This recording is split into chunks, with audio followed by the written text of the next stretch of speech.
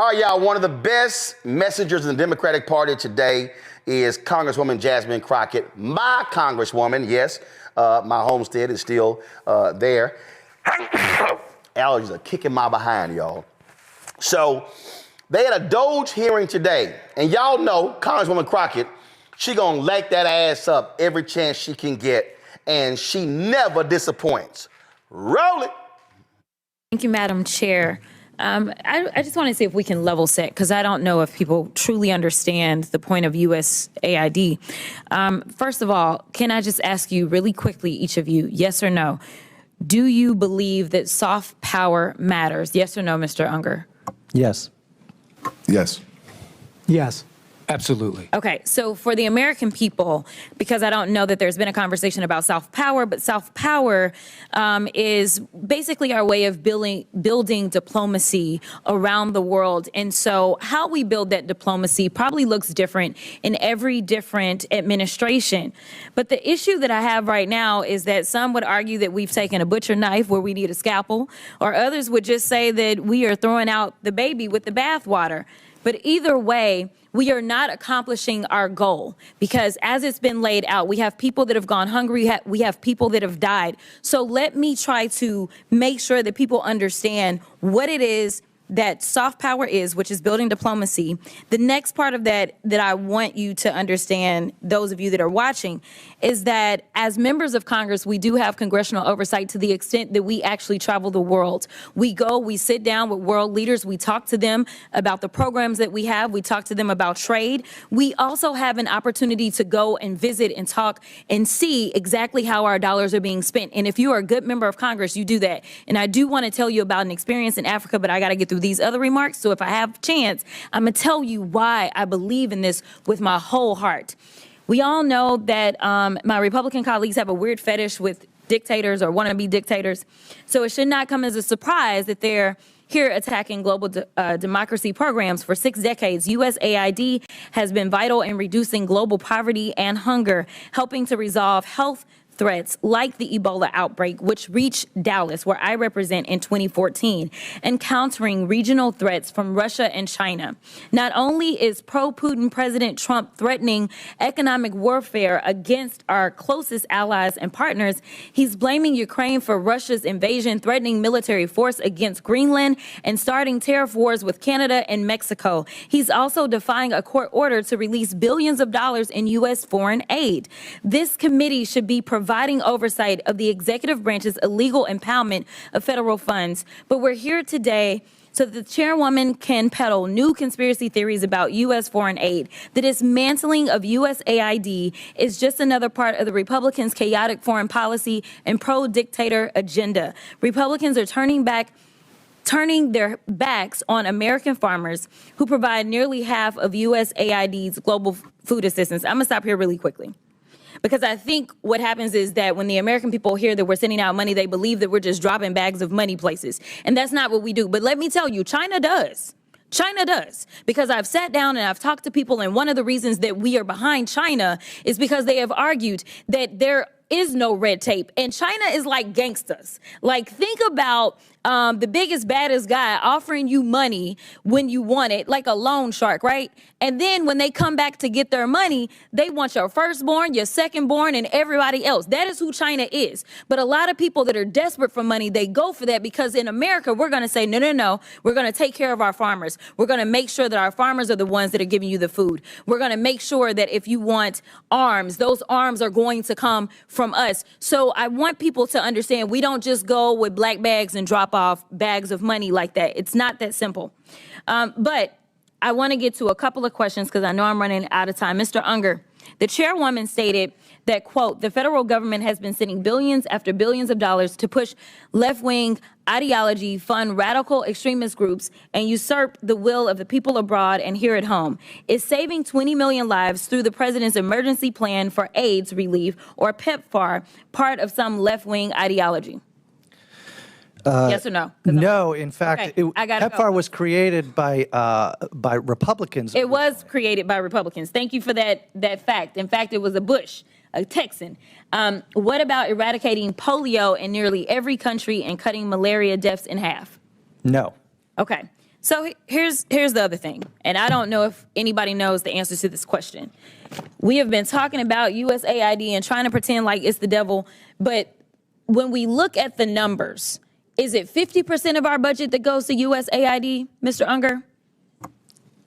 Yes or no? The money that goes to AID is less than 1 cent if all of the federal budget is $1. Thank you. It is less than 1% of our budget. So we are focusing on less than 1% instead of the other 99%. I need the American people to wake up and recognize and start asking questions about these other areas, such as The gentlelady's time has expired.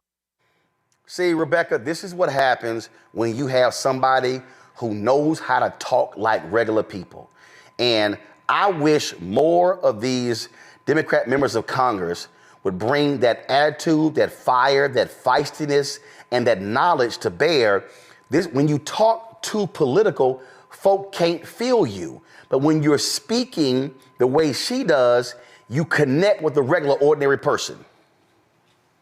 You have to be relatable. But in order to be relatable, you have to be out talking to everyday people. You can't just be inside of your fancy dinners or just talking to your small group of folks. You can't be insulated. If you're going to be an elected official in this country, if you're going to be a public servant in this country, and now I'm speaking directly to Democrats, if you want this country to understand what your plan is, if you want this country to understand why they should oppose some of the things that this administration is doing and is promising to do, then you have to bring it to where they are. They have to understand it. You can't call it in Washington speak, but you have to talk about it in your locality with how people talk about issues. When they want to say, oh, well, this is just a budget line, this is all about just cutting waste out of the government. Like, no, this is now saying that an elder in our community can no longer pay for hearing aids because now it's going to be that much more expensive. Or it's someone, our cousin who might have diabetes, is now going to have to pay even more to get their diabetes medication, or my sister who has allergies and trying to get an EpiPen. Now she can't get her EpiPen because now it costs hundreds of dollars to renew and get a new EpiPen. Or it's going to cost my 5-year-old, little cousin who needs a new inhaler. You have to talk about it in ordinary language with ordinary experiences that people are facing, so people can actually put their personal experience as they're hearing these things. What's unfortunate is that there aren't a lot of news sources right now that's delivering straight information. So it's even more important now that people like Jasmine Crockett is talking in plain language. And so, Melinda, what we're seeing here, this is how you have to press these folk every single day. Absolutely. And I love the way that she words things in a very relatable way. One thing I do want to say, though, is this is why Republicans are so effective with their messaging, because they repeat things like waste, fraud, and abuse that are very simple words to understand for their constituents, but they're not asking any other questions because they're all aligned. They're all saying the exact same things. And when you repeat something and that's what you constantly hear, then that's all that you need to believe that that's what's happening. They're not breaking it down in a way that is saying, like Rebecca said, this is for inhalers. This is for your specific coverage that is in your state. And what I do love about Jasmine Crockett is that she is breaking it down for people to understand. But this is also one of the reasons why people are leaning towards shows like yours, Roland, more independent media, because you are getting to the heart of the matter, because you are breaking it down in simple ways for people to understand, and you're speaking, Jasmine's language. So that people just need to start listening to more people like her and you. Absolutely that. And okay. This is going to be the last time I'm going to cuss on the show. So if y'all don't want me to cuss, Lies. this is going to be done. This is going to be the last time I'm going to cuss today. The last I'm going to cuss today. Okay. And when you talked about why people, Not today. Just today. So y'all can turn the TV down right now, turn the app down, turn the phone down, only for about 10 seconds. And you said, why folks tuning in? All I can think about is the late, great Nikki Giovanni, when she was at Tavis's State of the Black America panel at USC in 2000. The Democratic National Convention was there. And I hit Tavis. Tavis, you ain't hit me back. I done email your ass. I done DM you. And so can your ass hit a brother back? Because I'm trying to see who actually, do they have a video of that clip? And y'all, at this session, and when I interviewed Nikki, when y'all go to YouTube, y'all see my interview with Nikki Giovanni. We talked about this here. And at that event, my man, the late, great Charles Ogletree, he said, Nikki, why do you love Tupac so much? And to your point, Melinda, in terms of why folks are tuning in. So everybody turn it down now because I'm about to cuss. Nikki Giovanni said, I love Tupac because somebody got to call a motherfucker a motherfucker. I said, damn it, that's one of the all-time, that's one of my top 3 all-time quotes ever.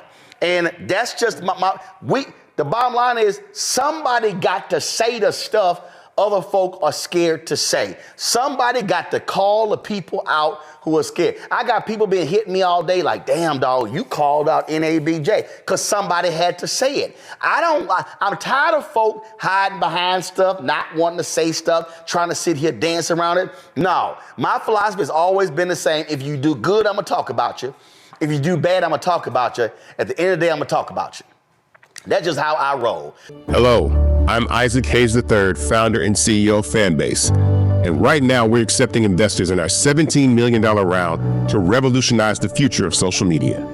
Today, for just $399, you can own 60 shares of stock in Fanbase at $6.65 a share. Go to startengine.com/fanbase and invest today. While the big platforms have grown too massive and disconnected from their users, Fanbase is building a platform where creators and users truly come first. We've already raised $4.8 million from everyday investors who believe in this vision, and now you can join them.